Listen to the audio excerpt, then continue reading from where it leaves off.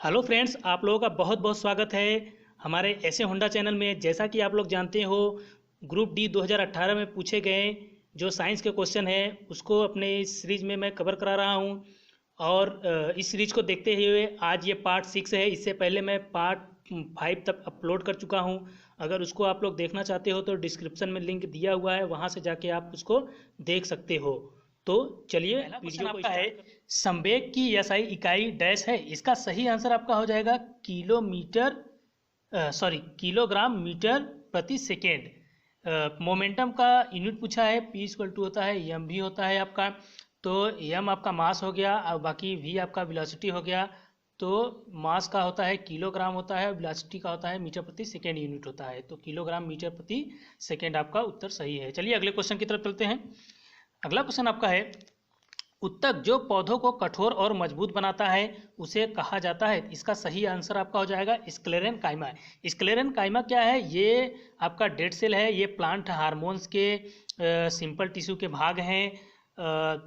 आपके जैसे ये आपका कोलेनकाइमा। कोलेनकाइमा क्या है? कोलेनकाइमा क्या होता है? इसके कोने में अनियमित रूप से मोटी होती है और ये क्या है कि पौधों को लचीला प्रदान करता है और उसमें मजबूती लाता है जिससे पौधे मुड़ जाए, टूटे नहीं।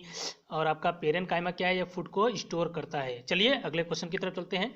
अगला क्वेश्चन आपका है, एक कण स्थिति परिणाम की शक्ति द्वारा कायांतरित होता है जो हमेशा कण के वेग के लंबवत होता है।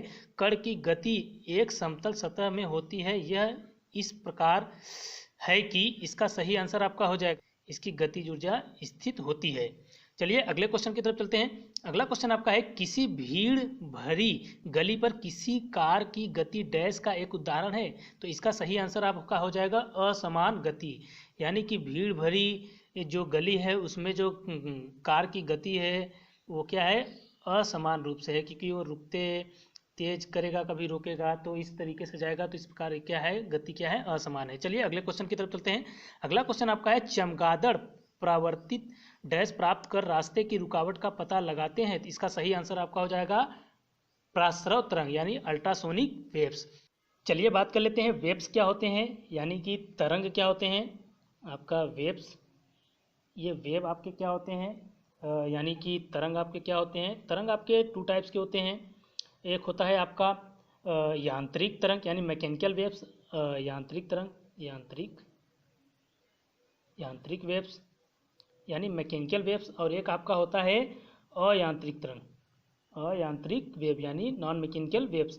तो आपका यांत्रिक तरंग में जैसे ये आपके यांत्रिक तरंग में ये आपके हैं लॉन्गिट्यूडनल वेव्स और ट्रांसफर वेव्स। लॉन्गिट्यूडनल वेव्स आपके जो होते हैं, इनके जो पार्टिकल्स होते हैं यानी कि इनके जो कण होते हैं वो क्या होते हैं? एक समांतर क्या होते हैं कि ये मोशन करते हैं, गति करते हैं। और जहाँ पे ज़्यादा सघन होता है यानी डेंसर जो होता है वहाँ पे क्या होता है? डेंसिटी और प्रेशर आपका हाई होता है। और जहाँ पे विरल होता है यानी का रेयर माध्यम होता है तो वहाँ पे डेंसिटी और प्रेशर कम होते हैं। तो क्या है कि ये समांतर रूप से क्या होते हैं कि लॉन्गिट्यूडनल वेव्स जो है कि चलते हैं, संचारित करते हैं, अनुदैर्ध्य तरंग कहते हैं इसको।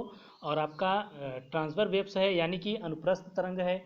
तो अनुप्रस्थ तरंग क्या होते हैं? इसके जो पार्टिकल होते हैं वो लंबवत रूप से क्या करते हैं? संचारित होते हैं। तो लॉन्गिट्यूडनल वेव्स जो है ये क्या है? इनको चलने के लिए क्या है? माध्यम चाहिए। जैसे आपका हो गया साउंड यानी ध्वनि तरंगे क्या है? आपका अनुदैर्ध्य तरंगे है। और ट्रांसफर वेव आपका जैसे लाइट वेव्स यानी प्रकाश तरंगे। और आपका अयांत्रिक तरंग यानी अयांत्रिक तरंग यानी इसमें जैसे आपके विद्युत चुम्बकीय तरंग हो गए, ये इनको चलने के लिए कोई माध्यम नहीं चाहिए, ये निर्वात में भी प्रकट हो जाते हैं। इनकी चाल जो होती है लाइट की स्पीड की बराबर होती है। और रेडियो तरंग भी क्या है? इसी के एग्जाम्पल है। और लॉन्गिट्यूडनल वेव्स जो है इनके एग्जाम्पल जो आपका है साउंड है, साउंड। तो इसके बारे में देख लेते हैं। ये 3 टाइप्स के आपके हैं, अपस्रव, स्रव, प्रास्रव यानी इंफ्रासोनिक। और आपका हो गया ऑडियोएबल साउंड हो गया, अल्ट्रासोनिक हो गया। तो इनके बारे में डिटेल से देख लेते हैं। आपका इंफ्रासोनिक वेव्स है आपका इंफ्रासोनिक वेव। और आपका ऑडियो एबल साउंड है, यानी कि अपस्रव, श्रव और प्राश्रव यानी अल्ट्रासोनिक वेव्स आपका हो गया। तो ये जो 20 हर्ट्ज से नीचे की जो साउंड है उसको क्या है कि जैसे कुत्ता हो गया, हाथी हो गया, ये सब सुन सकते हैं, हमारी कान उनको नहीं सुन सकती है। जैसे आपका भूकंप का वेव्स हो गया, आपके भूकंप तरंग हो गए, और जो डीजे वगैरह बैठता है तो हिलने लगता है, दिल में अंदर से झकझोरता है, उस तरीके की साउंड है, वो हो गया आपका।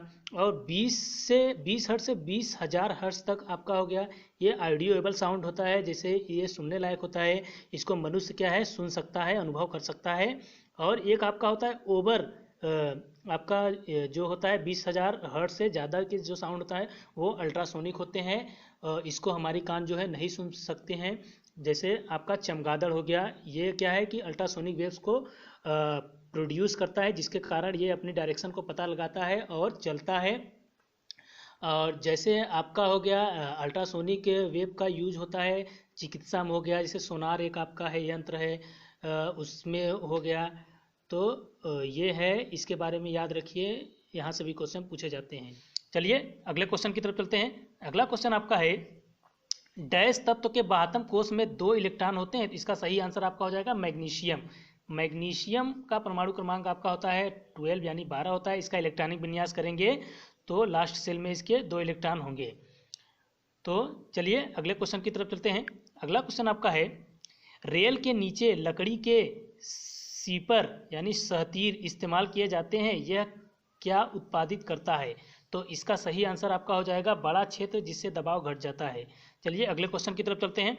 अगला क्वेश्चन है एवोगाद्रो स्थिरांक, आपका एवोगाद्रो कांस्टेंट का मान डैश है, इसका सही आंसर आपका हो जाएगा 6.022 इंटू 10⁻23 इसका सही आंसर है, यानी एवोगाद्रो आपका स्थिरांक पूछा है। चलिए अगले क्वेश्चन की तरफ चलते हैं। अगला क्वेश्चन है निम्नलिखित में से कौन सा धातु अपनी मूल स्थिति में मौजूद रहती है? तो इसका सही आंसर आपका हो जाएगा प्लेटिनम। प्लेटिनम आपका हो गया, आपका गोल्ड हो गया, ये सब क्या है कि प्राकृतिक रूप से पाए जाते हैं, ये क्रिया बहुत कम करते हैं, इसलिए क्या है कि ये क्या है मूल स्थिति में मौजूद होते हैं, ये क्रिया किसी से नहीं करते हैं, बहुत कम करते हैं। चलिए अगले क्वेश्चन की तरफ चलते हैं। अगला क्वेश्चन आपका है 80 किलोग्राम द्रव्यमान का एक व्यक्ति 240 न्यूटन के बल से दौड़ता है, उसका त्वरण क्या होगा? तो आपका फार्मूला होता है F इक्वल टू होता है ma यानी मास इंटू एक्सेलरेशन। तो आपका फोर्स आपका दिया है 240, आपका दिया है 240 न्यूटन दिया है, अब आपका मास दिया है 80 केजी दिया है, आपका एक्सेलरेशन पूछ रहा है, तो आपका ए पूछ रहा है। तो इसमें क्या है, इससे डिवाइड कर देंगे, 8 आपका 3 टाइम में ये कट जाएगा, तो इसका सही आंसर आपका हो जाएगा ए इक्वल टू हो जाएगा 3।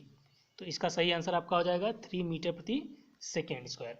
चलिए अगले क्वेश्चन की तरफ चलते हैं। अगला क्वेश्चन आपका है निम्न में से कौन समजात श्रृंखला नहीं है? तो इसका सही आंसर हो जाएगा C4H9, क्योंकि ये C2 समजात श्रृंखला मतलब आपका हो जाएगा CH2 का अंतर होना चाहिए सभी में।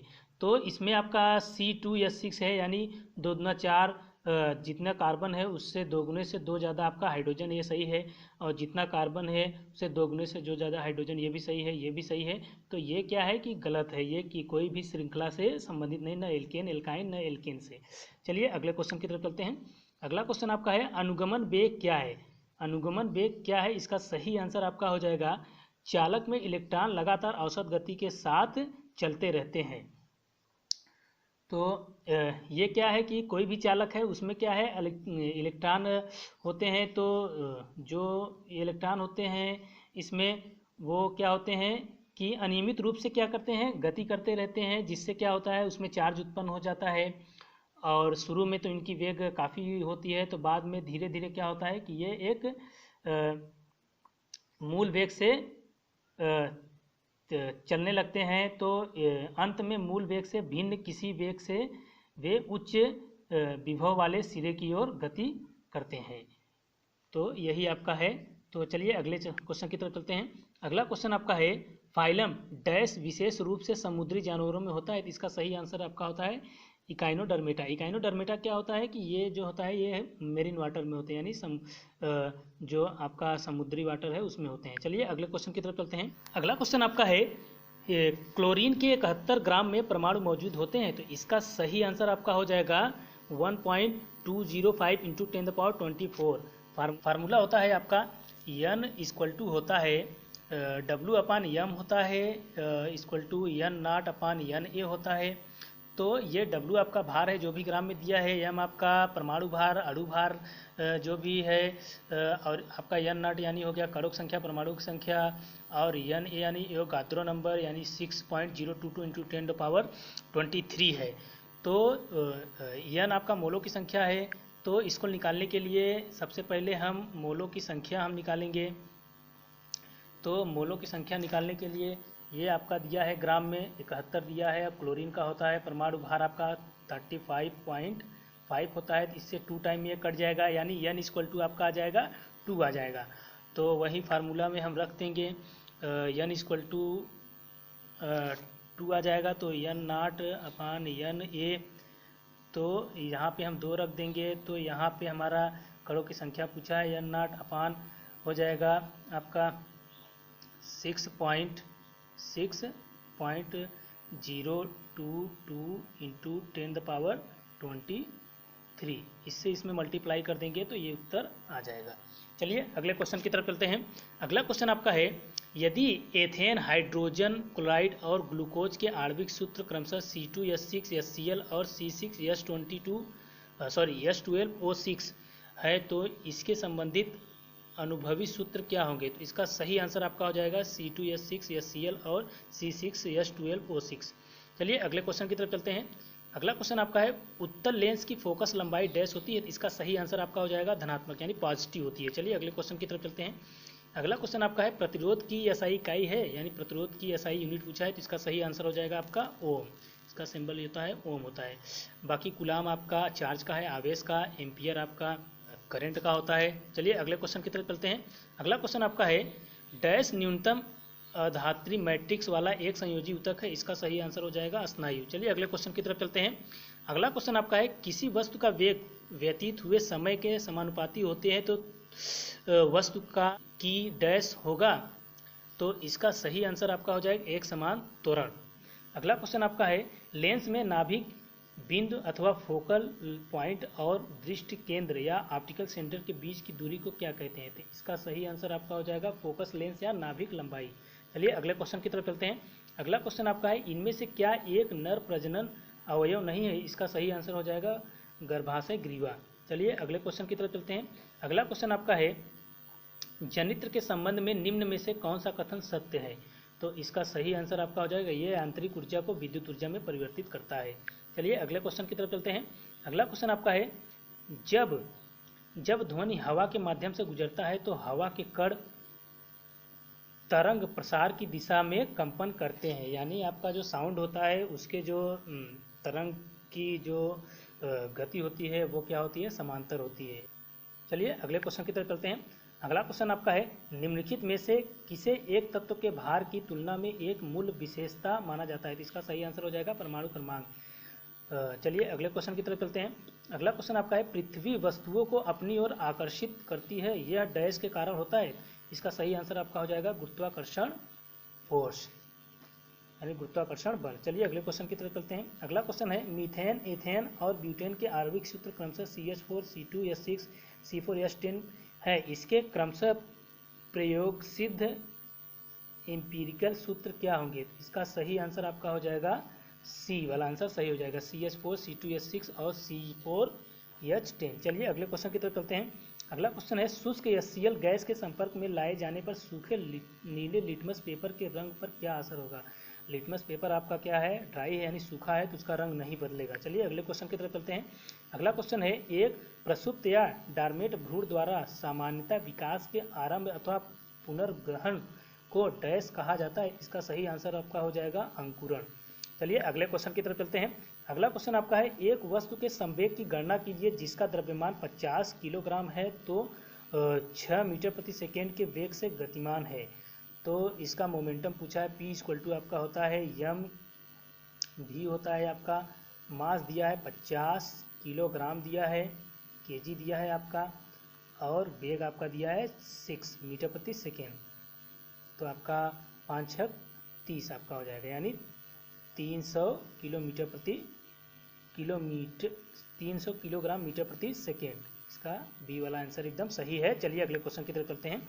अगला क्वेश्चन है, नाइक्रोम की संरचना क्या है जो कि एक मिश्र धातु है? तो लोहा, निकिल, क्रोमियम से बना होता है नाइक्रोम। चलिए अगले क्वेश्चन की तरफ चलते हैं। और जो नाइक्रोम आपका होता है वो हीटर में यूज होता है। तो अगला क्वेश्चन आपका है, टंगस्टन का उपयोग विद्युत बल्ब में क्यों किया जाता है? तो इसका सही आंसर आपका हो जाएगा, इसका उच्च गलनांक होता है, यानी इसका मेल्टिंग पॉइंट बहुत हाई होता है, लगभग 3500 डिग्री सेल्सियस। ये गलता नहीं है, इसलिए इसका विद्युत बल्ब में यूज होता है। चलिए अगले क्वेश्चन की तरफ चलते हैं। अगला क्वेश्चन आपका है, पानी में हाइड्रोजन तथा ऑक्सीजन डैश द्रव्यमान के अनुपात में उपस्थित होते हैं? तो इसका सही आंसर आपका हो जाएगा 1:8 के रूप में होते हैं, यानी कि आपका H2O आपका है, तो हाइड्रोजन आपका और ऑक्सीजन का जो अनुपात होता है वो आपका क्या होता है, 1:8 के रूप में होता है, यानी 1:8 के रूप में आपका होता है हाइड्रोजन और ऑक्सीजन का अनुपात। चलिए अगले क्वेश्चन की तरफ चलते हैं। अगला क्वेश्चन आपका है, डैश के बाह्यतम कक्षा पूरी तरह से भरी होती है? तो इसका सही आंसर आपका हो जाएगा जिनान, यानी जो भी आपके ग्रुप 18 के तत्व हैं, यानी अक्री गैस जो भी है वो क्या किसी से क्रिया नहीं करते हैं, उसमें क्या है कि पूर्ण रूप से भरे होते हैं। चलिए अगले क्वेश्चन की तरफ चलते हैं। अगला क्वेश्चन आपका है, 36 किलोमीटर प्रति घंटे की चाल से गतिमान 2 किलोग्राम द्रव्यमान की एक गेंद 3 किलोग्राम द्रव्यमान की एक स्थित गेंद से टकरा जाती है। यदि टकराने के बाद दोनों साथ में आगे बढ़ती है तो टक्कर के कारण गतिज ऊर्जा में हुई हानि क्या होगी? तो इसका सही आंसर आपका हो जाएगा 60 जूल। चलिए अगले क्वेश्चन की तरफ चलते हैं। अगला क्वेश्चन आपका है, प्राकृतिक क्लोरीन के 2 समस्थानिक है, सॉरी ये टाइपिंग मिस्टेक हुआ है, ये आपका है 35 ये इस तरीके से है आपका, तो ये ऊपर है थोड़ा सा, और बाकी ये आपका का 75% और फिर आपका है 35/70 Cl आपका है 25%। तो क्लोरीन का औसत प्रमाण द्रव्यमान क्या है? तो इसका सही आंसर आपका हो जाएगा 35.5। चलिए अगले क्वेश्चन की तरफ चलते हैं। अगला क्वेश्चन आपका है, डैश की कोशिकाएं कोनों पर अनियमित रूप से मोटी होती है? इसका सही आंसर आपका हो जाएगा कोलन कायमा, यानी स्थूल कण उत्तक। बाकी पेरन कायमा, स्क्लेरन कायमा, ये आपका फूड को स्टोर करता है, ये पौधों को मजबूती प्रदान करता है, लचक प्रदान करता है। चलिए अगले क्वेश्चन की तरफ चलते हैं। अगला क्वेश्चन आपका है, पौधे भविष्य के लिए खाद को बीज के डैश में संग्रहित करते हैं? तो इसका सही आंसर आपका हो जाएगा कोटिलेडोन। चलिए अगले क्वेश्चन की तरफ चलते हैं। अगला क्वेश्चन आपका है, भार की एसआई इकाई वही है जो कि एसआई इकाई है किसकी है? तो इसका सही आंसर आपका हो जाएगा बल, यानी फोर्स की वही इकाई है जो भार की इकाई है। चलिए अगले क्वेश्चन की तरफ चलते हैं। अगला क्वेश्चन आपका है, निम्नलिखित में से कौन सा मैग्नीज के बारे में सही नहीं है? तो इसका सही आंसर आपका हो जाएगा, तापमान उच्च स्तर पर अपने प्रतिरोध को प्रभावित करता है। चलिए अगले क्वेश्चन की तरफ चलते हैं। अगला क्वेश्चन आपका है, जब 100 न्यूटन का एक बल 50 किलोग्राम द्रव्यमान की एक वस्तु पर लगाया जाता है तो उत्पन्न होने वाले त्वरण की गणना कीजिए। तो इसका सही आंसर आपका हो जाएगा 2 मीटर प्रति सेकेंड। तो इसका सही आंसर आपका हो जाएगा 2 मीटर प्रति second square. F equal to आपका होता है F इक्वल टू आपका होता है ma। तो फोर्स आपका दिया है 100 दिया है, आपका 50 किलोग्राम दिया है मास, और त्वरण आपका पूछ रहा है, तो ये 2 टाइम से कट जाएगा, तो इसका सही आंसर हो जाएगा आपका 2 मीटर प्रति सेकेंड स्क्वायर हो जाएगा।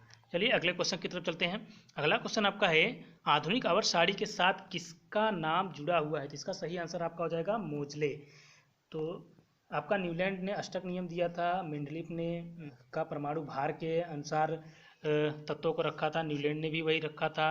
तो जो आधुनिक आवर्त सारणी के बारे में पूछे तो मोजले लगाना, वरना पीरियोडिक टेबल के खोजकर्ता आपका मेंडलीफ हो जाएगा। चलिए अगले क्वेश्चन की तरफ चलते हैं। अगला क्वेश्चन आपका है सोडियम कार्बोनेट का रासायनिक सूत्र। इसका सही आंसर आपका हो जाएगा Na2CO3। चलिए अगले क्वेश्चन की तरफ चलते हैं। अगला क्वेश्चन है तने के जरिए डैश फैलता है। इसका सही आंसर आपका हो जाएगा गुलाब। ये याद रखिए, ये तने के जरिए फैलता है। चलिए अगले क्वेश्चन की तरफ चलते हैं। अगला क्वेश्चन आपका है कार्बन डाइऑक्साइड के सभी नमूने में 3:8 द्रव्यमान अनुपात में कार्बन और ऑक्सीजन होते हैं। यह डैश के नियम के साथ सहमति में है। तो इसका सही आंसर आपका हो जाएगा स्थिर अनुपात का नियम, यानी लॉ ऑफ कांस्टेंट। तो ये नियम क्या कहता है? ये नियम आपका कहता है कि जैसे आपका वाटर हो गया, ये आपका H2O, तो 1:8 के रूप में होता है। तो कहीं से भी वाटर ले लो, वो क्या होगा? 1:8 के रूप में होगा। तो इसी प्रकार आपका कार्बन डाइऑक्साइड है, CO2 है। तो कार्बन का परमाणु क्रमांक आपका 12 होता है। तो इसका परमाणु भार आपका हो जाएगा, परमाणु क्रमांक इसका 6 होता है। तो CO2 परमाणु क्रमांक 6 होता है, तो 6 दूना 12 परमाणु भार हो जाएगा। और ऑक्सीजन का 8 होता है, तो इसका परमाणु भार आपका 8 दूना 16, ये 2 टाइम्स है, 16 दूना 32 हो जाएगा। तो 4 से डिवाइड कर देंगे, 4 तिहाई 12 आपका होगा, 4 अट्ठे 32, यानी 3:8 के रूप में है। तो ये आपका स्थिर अनुपात का नियम है। चलिए अगले क्वेश्चन की तरफ चलते हैं। अगला क्वेश्चन आपका है डैश फाइटोक्रोम का एक प्रशांत रूप है। इसका सही आंसर आपका हो जाएगा P660। इसका सही आंसर हो जाएगा P660 हो जाएगा। चलिए अगले क्वेश्चन की तरफ चलते हैं। अगला क्वेश्चन आपका है हीलियम और आर्गन में क्या समानता है। तो इसका सही आंसर आपका हो जाएगा दोनों के बाह्यतम कोष पूर्ण भरे होते हैं, यानी दोनों का बाह्यतम कोष क्या होता है? पूर्ण भरा होता है। ग्रुप 18 के तत्व हैं ये। चलिए अगले क्वेश्चन की तरफ चलते हैं। अगला क्वेश्चन है फेरस सल्फेट क्रिस्टल को टेस्ट ट्यूब में गर्म करने पर क्या उत्पादन बनते हैं? लास्ट में प्रोडक्ट क्या बनता है? तो इसका सही आंसर आपका हो जाएगा फेरिक ऑक्साइड, वाटर और sulphur try oxide. Ferric oxide, water और सल्फर ट्राई ऑक्साइड आपका। चलिए अगले क्वेश्चन की तरफ चलते हैं। अगला क्वेश्चन है निम्न में से कौन जिम्नोस्पर्म है? तो इसका सही आंसर आपका हो जाएगा चीड़। चीड़ आपका क्या है? ये जिम्नोस्पर्म है, यानी कि आपका होता है जिम्नोस्पर्म होता है, एंजियोस्पर्म होता है। जिम्नोस्पर्म यानी नग्न बीजी और एंजियोस्पर्म यानी आवृत बीजी। तो ये आपके क्या है कि प्लांट किंगडम के भाग हैं।